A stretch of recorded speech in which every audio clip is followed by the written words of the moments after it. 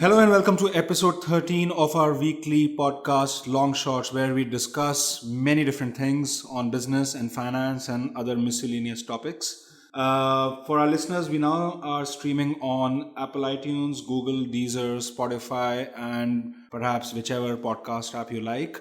This is Nikhil Arora, and I have with me Shara Tupran. Hi Nikhil, how are you? It's good to be here for the 13th week running. Let's hope this one does not signal any kind of bad luck. Yes, I was waiting for your shrewd observation on the edition number of our podcast. Yeah.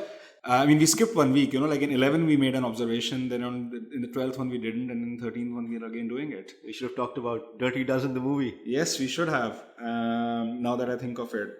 Well, I was talking about all the podcast apps that we are on. Obviously, I think the app that we all loved a lot when we were overseas was Spotify. Yeah, great music app. Great music app, but it's kind of turning the battle of content in India up its head, right? It's kind of now moving things away from video streaming towards music. I won't say moving things away, but music streaming is probably a new arena for the next content fight in our country, with Spotify entering India. Yeah, it should be very interesting. I mean, I think IPO'd, was it last year or something? And obviously I was very excited about it. And they did a direct listing, I remember, which was not widely expected. Right.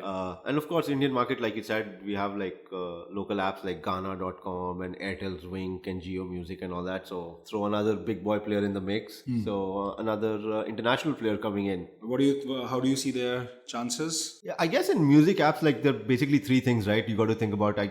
One is price, second is performance of the app as such, and third is the content library. There's no original programming as such to think about, or as a differentiating tool as such. So I think if the library is robust and they are competitively priced, then I think they'll do well.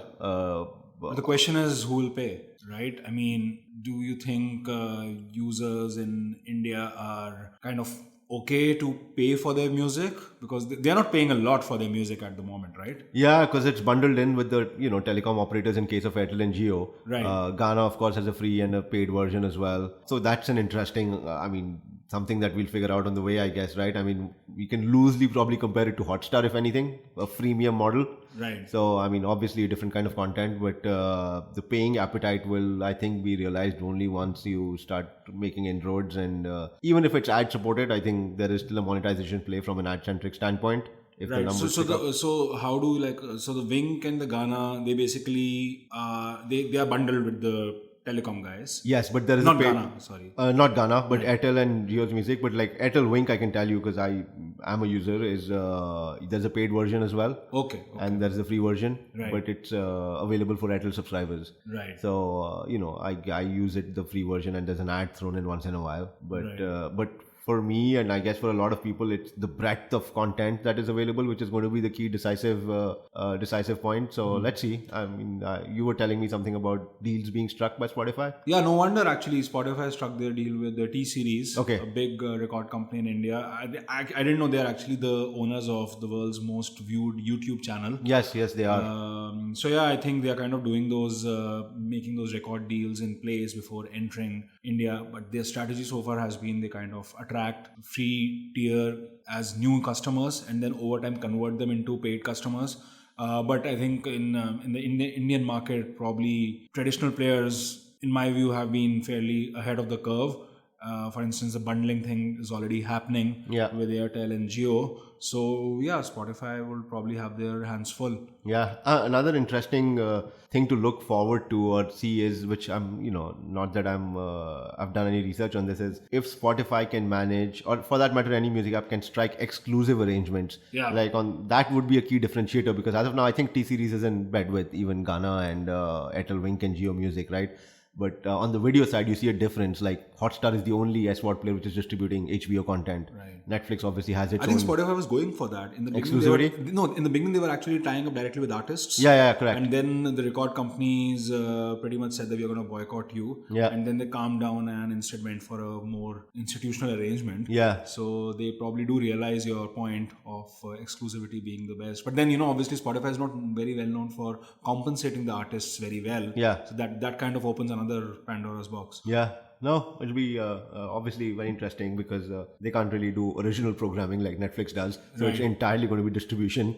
So it's music is got a little different nuances to it, right? Because it's music. I mean, unless they decide to become like a record company themselves. yeah, that's probably a long-term thought. Right. That'll be very interesting to see that evolve. Right, but like in terms of telecom, it's such a dynamic sector, right? And like I recall you always mentioned that you have to look at it as a utility. I mean, it is a utility, but they set the pipes, and through the pipes they are loading so many other products, content, services, which are driven by data. And with Jio coming in the Indian ecosystem, the entire price dynamic has completely shifted, right? I mean, I was reading recently that how the other companies, be it Airtel and Vodafone-Idea, they are kind of announcing new strategic plans in order to compete against Jio's onslaught. What do you think is happening there? Yeah, it's quite interesting that you bring that up. Obviously, I know you're talking about the recent news where they sort of decided to let's call it sunset their sub 35 rupee per month paying customers. Right. They want to get rid of that plan and move them upwards. I think largely speaking, at a high level, the plan is to migrate upwards into a sort of premium segment, focus on high value customers, and leave the marginal or low value customers aside. I think there are so many reasons for it. One is just better monetization opportunity from high value guys, but also it optically it paints such a nice picture on their financials, especially ARPU, which is like average revenue per user, which is the go-to metric in telecom. It's almost like a top line driven metric. People always look at it, people like to see 5% or 10% ARPU growth year over year. So in Vodafone-Idea and Airtel's cases, they're trailing in their ARPUs. They're way behind Jio. Oh, really? Yeah. And because that's very counterintuitive, in my head, because Jio kind of positions themselves doesn't Jio like position itself as a mass market player, whereas Airtel and Vodafone are supposed to be the more expensive options, but the ARPU gives a opposite picture. Yeah, I think last reported quarter, Jio was at 131.7 or something, Airtel was at $100, and Vodafone-Idea was at 88 or something. But how is that possible? Like, what is Jio exactly doing? How are they? We're guessing here. I think there are two things here. One is that I think Jio themselves are targeting high value customers themselves. It's a misleading idea that they're targeting the lower end band as such. They are focusing on the high 4G user base as well. And second is because they came so late into the picture, they don't have anyone on 2G network or 3G. Like they started with 4G LTE. So by definition, you were warranting a price point related to a heightened product offering. In Airtel and Vodafone, legacy stuff. Yeah, they've got a lot of legacy customers who are on these 2G and 3G feature phones who drag the overall average numbers down. Right. So there is obviously a latecomer advantage which shows up in the numbers. But I think the positive thing on this entire picture is that there is a lot of room for growth for Airtel and Vodafone-Idea. If you think Jio is actually targeting on the rural belt and Airtel and Vodafone-Idea want to focus on the premium urban belt, so there is clearly a lot of ARPU growth to be done, and they've also realized. I guess both things are happening, right? I mean, they will also be converging at one level. True. Right? At the higher end, data heavy customer. Yeah. Right? So called the power user or whatever you want to call it, right? Yeah. And then Jio can kind of migrate also towards the lower end of the spectrum where it will not face that much competition anymore. Yeah. In any case. Yeah. No, I think you're absolutely right. I think they will eventually converge. And I've seen that in the Western world as well. I mean, Canada is a different example, but the ARPUs are almost identical usually amongst the three players. US is not too different either. I mean, obviously there's a fourth player entrant which disrupts, and ultimately they converge, I guess, over time. Weren't you telling me that normally, how many, like in any mature telecom market, how many companies end up? It's generally three. Yeah, the fourth one is called the new entrant, and more often than not, it either drives someone else out of the market or itself gets taken out or buys an incumbent. But they generally end up with three-player markets. We have now four, I guess, right, at the moment? Yeah, I mean, nationwide, you can Airtel, Vodafone-Idea, Reliance Jio. Right. These three are the big ones. I mean, Vodafone-Idea merged. There's one player in the south, which kind of... Yeah, but this sort of argument of 3-4 players is sort of made on a nationwide player basis. Right. So you will have these regional players as well once in a while. Right. And so we're already there then in terms of having that kind of a top light Yeah. market. Yeah, in that 5G conference, was it last month or 2 months back, which took place in New Delhi? Yeah, the India Mobile Congress. India Mobile World Congress, yes. I mean, I think Bharti Mittal was saying that, Sunil Mittal was saying that industry consolidation is now behind us. So now Right. the focus is going to shift towards strategic insights. And you're seeing this now. Right. And listen, these guys are all bleeding cash. They're not free cash flow positive. Certainly not Vodafone-Idea. They're heavily leveraged, both Airtel and Vodafone-Idea. And it's an industry which warrants a lot of investments as well. They have 5G spectrum auctions are up in late 2019. So it's all strengthening their balance sheets while also making a clear strategic focus. I think that's what the investors want. And they will cater to that, I think. And they've started signaling to the market that they're premium and they want to raise, in Vodafone-Idea's case, they want to spin off their fiber assets to raise more capital. I think Airtel is issuing new shares to raise capital. So clearly they need capital.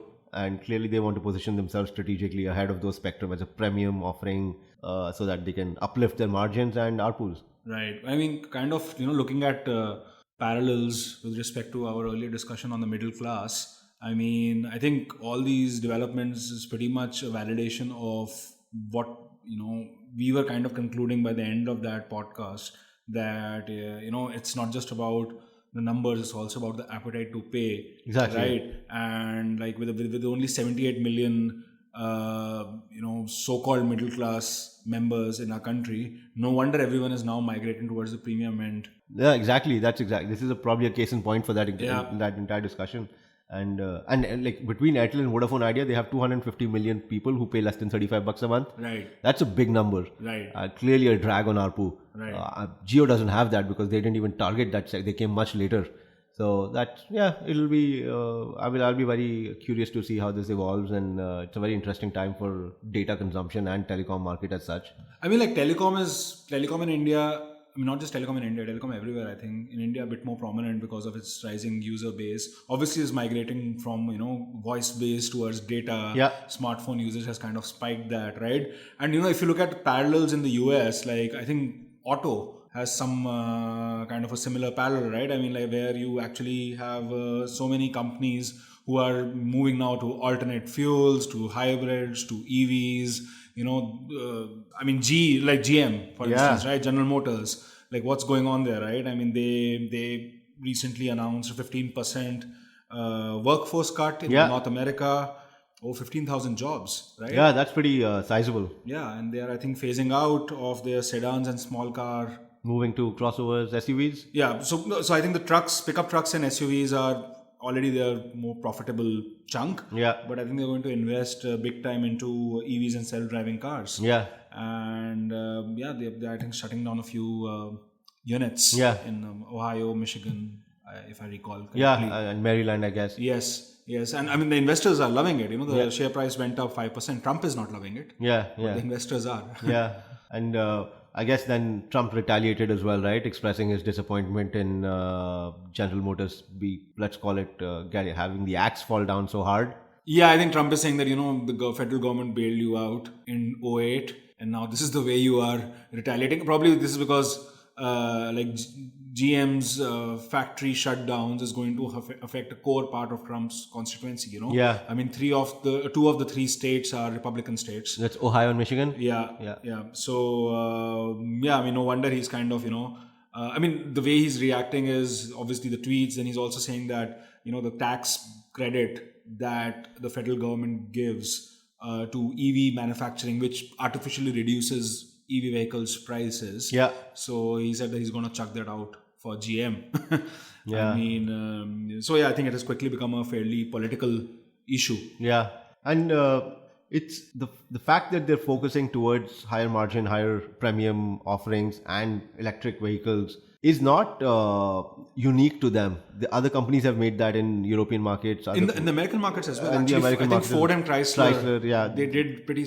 They also did kind of graduated away from, because in the smaller vehicles they have to compete against the Japanese car makers, correct. right? Yeah. So I think they are all kind of moving out of that. Yeah, it's only the 15,000 number that paints such a disastrous picture as such, which perhaps is what is prompting such wide-ranging or Donald Trump-led I think the fight back. optics of that 15,000 number is not good. Yeah. Plus, I think General Motors is supposed to be like the workhorse of the American Yeah, economy. correct. People observe it very closely, even though it's no longer the kind of company that it used to be. I remember like only yesterday I was watching this movie Rear Window, Alfred Hitchcock. Have you seen that? No, I have not. So in that there's an interesting joke that the nurse actually tells the one of the main guy James Stewart that I predicted the crash of the Great Depression that happened in the US. I predicted that, and he's like, why? He's like, the CEO of General Motors was my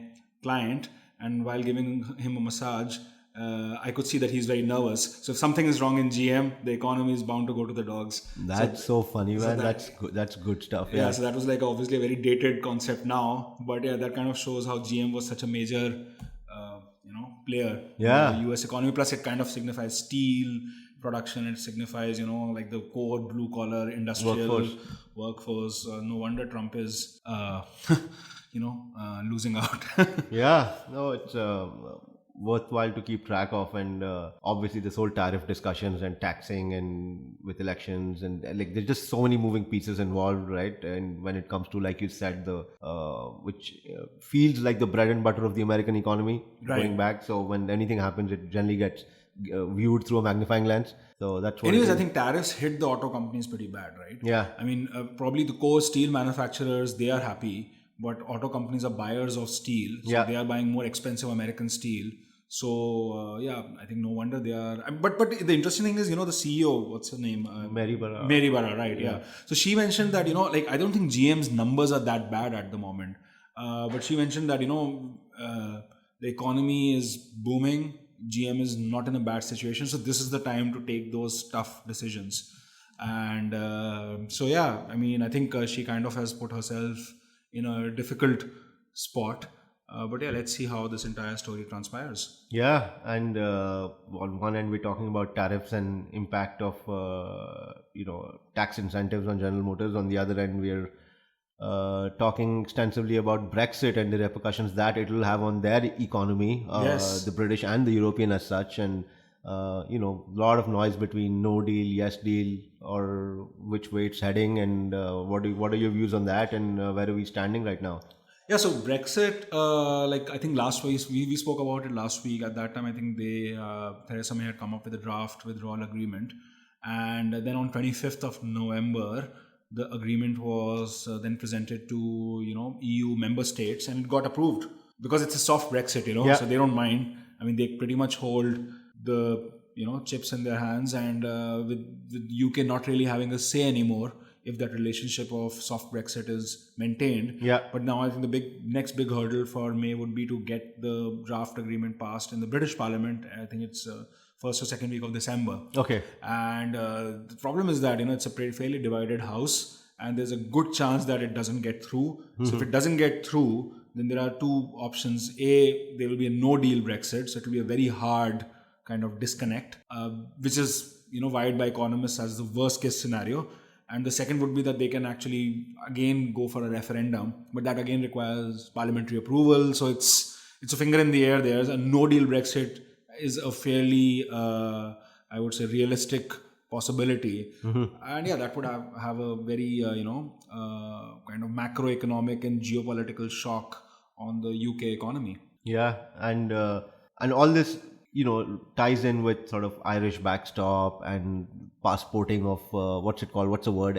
EU passporting of the banks. EU passporting of the banks, and all these things are part of the deal, right? Which when we talk about yes deal or no deal, like these are all linked to they fall in either one of those sides, right? Correct. So if you look at Theresa May's option, in that pretty much UK would continue to be a part of the EU customs union, right? And there's a backstop plan, which means that they can technically remain part of the customs union indefinitely. Yeah. So there will be free movement of goods and services. That's a soft Brexit, right? So that's a very soft Brexit, right? But if suppose in a no deal scenario, that entire thing breaks apart. So I think personally the biggest impact would be on London's position as a financial center, because London right now benefits from something called the EU passporting, which means that British banks or financial institutions based in the UK are free to provide advice to clients anywhere in those 27 member states. But as soon as a no deal Brexit is struck, then those passporting privileges will go away. So that means a lot of banks may have to move their shop away to like Frankfurt or Paris.